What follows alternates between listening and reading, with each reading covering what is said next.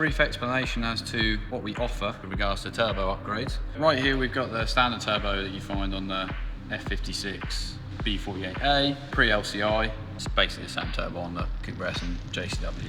Quite a small compressor housing. The whole turbo design and architecture is designed for instant response. It will make, full target boost pressure at like 1800 to 2000 RPM. But you're limited to just over 300 horsepower with this turbo.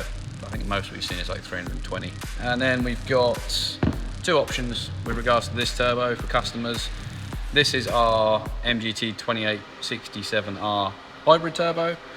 So this starts life as a brand new Garrett MGT 22, but that is the turbo that comes on any 306 brake horsepower B48. Exact turbo that will come on that, same as the M135i, M235i, Clubman, Countryman, yeah. We can supply this turbo as a totally original unit, straight from Garrett.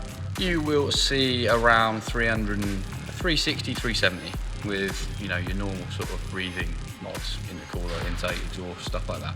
Our upgrade, which features, a machined out turbine housing, machined out compressor side, and larger turbine and compressor wheel. On pump fuel, generally limited to 400. We have seen some make a little bit over that, and obviously a chunk more on ethanol fuels. We've seen sort of 450 on this turbo one, and the reason for that is just the EMAP is too big. You can visually see the difference in the size and the exhaust manifold runners and the scroll size. The full frame turbo kit, the Garrett kit, if we take the turbine housing for example, see the size difference. When you look inside, the scroll size in there, you've got a twin scroll set up.